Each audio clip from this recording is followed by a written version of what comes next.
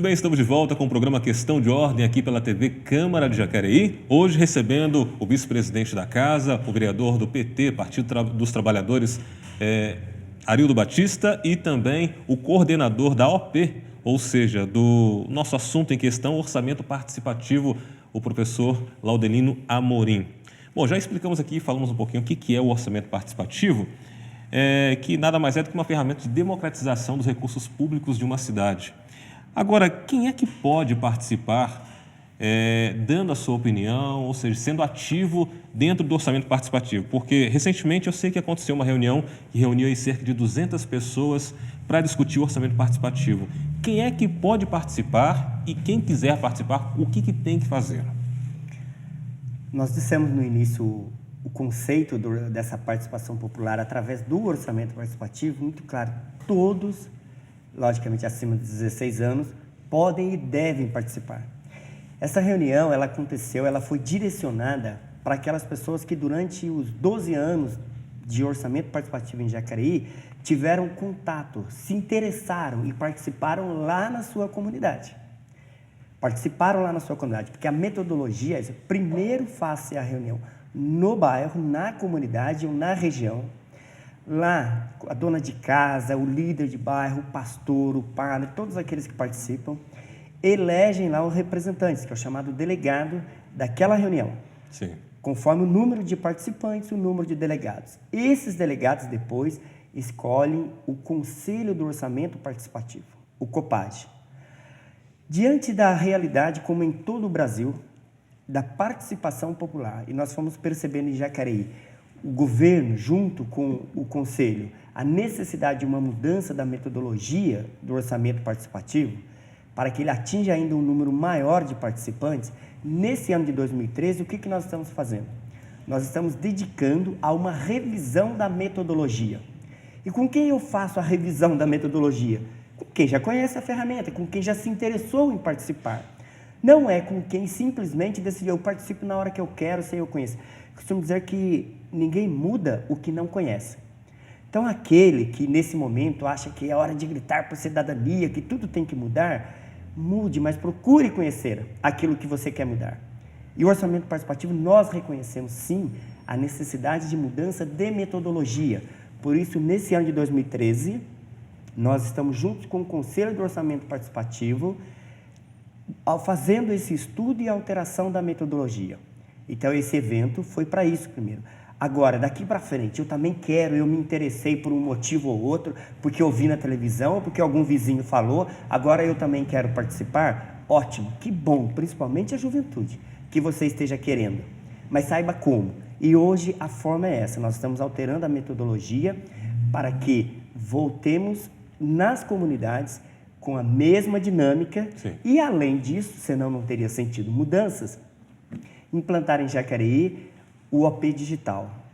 Essa já é uma percepção do próprio prefeito Hamilton, de várias experiências que nós conhecemos em outros municípios. Nós também ofereceremos mais esta oportunidade, através do OP digital.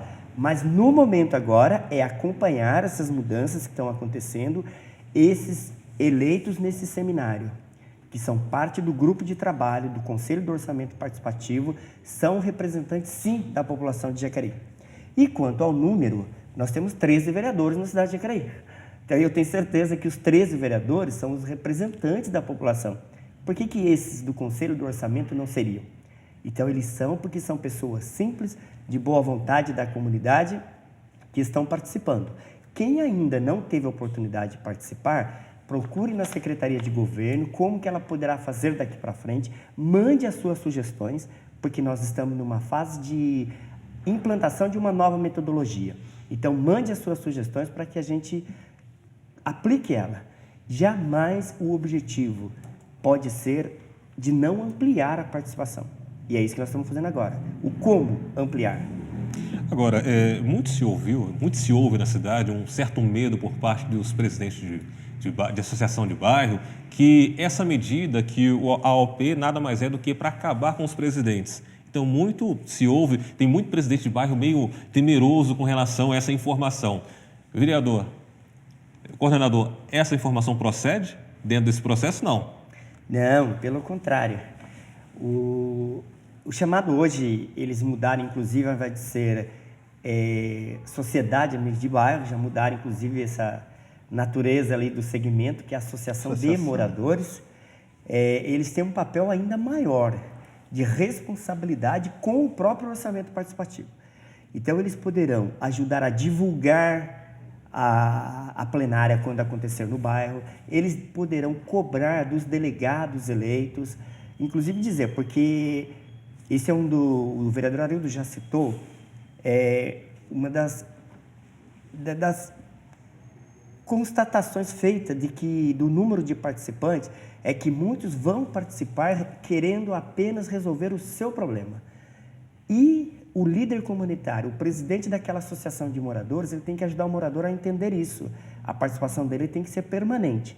Ele poderá, inclusive, sabendo que determinada necessidade de uma comunidade já está prevista, já foi pleiteada no orçamento participativo, ele pode ajudar aquele munícipe a entender, olha, estamos trabalhando por isso, existe formas de conquistar e temos mais pessoas, além do presidente de bairro, que são então os delegados, o conselheiro, acompanhando quando que o orçamento vai permitir que aquele problema seja solucionado. E acredito que o vereador Arildo também tenha recebido em seu gabinete essas lideranças, o presidente deve também ter uma opinião com relação a isso. Seria a minha pergunta justamente com relação a isso, vereador. Como é que a liderança pode procurar o vereador para ter maiores informações? Como é que isso é aberto para todos os bairros? Ou tem determinado bairro para determinado vereador ou não? Não, eu acho que o vereador ele é um representante da sociedade como um todo, inclusive em todos os segmentos. Sim. Eu acho que o Claudalino coloca muito bem. São 13 vereadores aqui em Jacareí. É óbvio que nós não recebemos todos os votos dos jacareenses, mas proporcionalmente nós estamos aqui os representando. E a partir do momento que você é eleito, você deixa de representar uma região, você deixa de representar um segmento. Você tem que estar aberto a todos esses. Quando você faz a campanha, é óbvio que você tem algumas linhas, você tem alguns pilares, né, que você se baseia para poder, inclusive, convencer as pessoas, né, de que aquilo é importante também na sociedade. Mas a partir do momento que você assume a cadeira, você tem que entender que você tem que estar aberto para todos os segmentos. Então, hoje não tem vereador da saúde, não tem vereador do esporte, não tem vereador da educação. O vereador, para aquilo que for solicitado, ele tem que estar à disposição. Os líderes de bairros, na verdade, eles acabaram, na minha opinião, é claro, deixando passar uma oportunidade que houve uma transição no tempo e eu acho que eles não perceberam esse movimento e muitos deles acabaram ainda ficando fechados naquela restrição de que, olha, eu sou o representante do bairro, aqui sou eu que determino as coisas e tem que ser assim. Quando o orçamento participativo chegou, era um grande aliado que ele tinha. E se ele não aproveitou essa oportunidade, ele acabou ficando até, vamos dizer, meio que obsoleto. O que é orçamento participativo no momento da plenária? É justamente você, né, fazer com que o maior número de pessoas interessado em uma questão participe e faça que prevaleça o quê? O peso do número. Ou seja, se eu sou um líder de um bairro e eu quero que o meu bairro saia fortalecido, que tenha, vamos dizer, voz, o que eu tenho que fazer? Eu tenho que mobilizar a minha comunidade, eu tenho que convocar a minha comunidade para que eles participem daquela plenária, para que ela se faça ser ouvida. O que acontece? Não, eu não vou e não deixo o meu pessoal ir. É um erro isso daí, porque daí ele fica sem representatividade. E a força do líder de bairro não está nas questões mais reivindicatórias. Eu acho que aquele tempo em que ele pegava um baixo-assinado ou que ele tinha um acesso direto ao chefe do executivo ou do próprio legislativo, ele trazia aqui uma necessidade que muitas vezes, diga-se de passagem, eu gosto de frisar muito isso, não é a verdadeira necessidade do bairro, porque muitas vezes ele também fica um pouco isolado, porque as pessoas acabam não participando das reuniões e ele acaba levando o quê? Problemas pontuais que às vezes ele observa ou que talvez um ou outro acabe apontando para ele. Então ele chegava aqui e queria que aquele problema fosse resolvido. O governo, ele não dá conta de tudo. Então o que ele precisa? Ele precisa que haja a participação de todos e que ali se chegue a uma conclusão do que realmente é importante para a cidade. É aquela velha história do orçamento da nossa casa. Talvez todos nós tenhamos vontade de fazer o quê? De atender todos os filhos, né? Com todos os seus desejos, a esposa e tudo mais. Só que a gente sabe que o cobertor é curto. Então eu preciso decidir. De que forma que eu decido isso? Né? Vamos fazer um debate, vamos ver aquilo que realmente é importante e aquilo que realmente dá para se fazer. Então, o líder de bairro, na minha opinião, ele tem essa importância, ele precisa se atentar a isso. Alguns têm aproveitado essa oportunidade, eu tenho visto, eu participei de várias plenárias, e nessas plenárias a gente percebe que alguns líderes, né, alguns presidentes de associação de moradores, vai e leva a sua turma lá, fala, vamos lá, vamos fazer cor, vamos fazer peso. E é isso que ele tem que perceber, ele tem que se apropriar dessa ferramenta de forma participativa, né? Porque ficar achando que depois ele vai lá com um documento, lá um ofício ou coisa parecida e vai ser atendido, eu acho que isso está mudando, não se cortou, né? Vamos dizer, radicalmente, até porque ele tem uma representatividade, mas ele tem que entender que se ele não utilizar esses canais de comunicação com o governo, ele vai acabar ficando para trás. Seria então o papel desse presidente, seria um motivador ao invés de reivindicador, motivador da sua população para até então apresentar alguma coisa, é isso? Exatamente. E complementando a informação, no Conselho do OP, o regimento do orçamento participativo tem garantido lá uma vaga para o presidente de bairro, como para o Conselho dos Presidentes. Ou seja, eles têm o chamado CONSAB, que é o Conselho das Associações, eles têm uma vaga garantida. Além dessa vaga, o presidente também lá na sua comunidade, ele pode ser um delegado e pode ser um conselheiro. Então, simplesmente o orçamento, ele possibilita o fortalecimento do trabalho da liderança. É o contrário. Ou seja, então seria importante para a gente frisar para o nosso amigo telespectador que a escolha do seu presidente, do seu representante do bairro também é importante.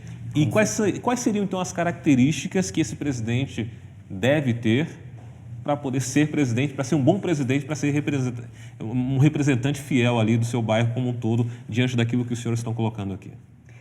Olha, eu costumo, e vou ter a oportunidade de conversar com todos, dizer o seguinte, o líder de bairro, o presidente, ele precisa saber identificar na relação com os moradores se ele foi escolhido porque ele é muito conhecido no bairro ou se ele é um conhecedor dos problemas do bairro. Porque às vezes tem aquela pessoa que está no bar, está no campo de futebol, está na igreja, onde quer que seja, ela se torna muito conhecida. E somente por isso recebe muitos votos. Mas eles não conhecem a realidade, os problemas, os desafios da comunidade. Então, uma das coisas que, como todas as demais características que deve ter um líder, mas é conhecer de fato a sua comunidade.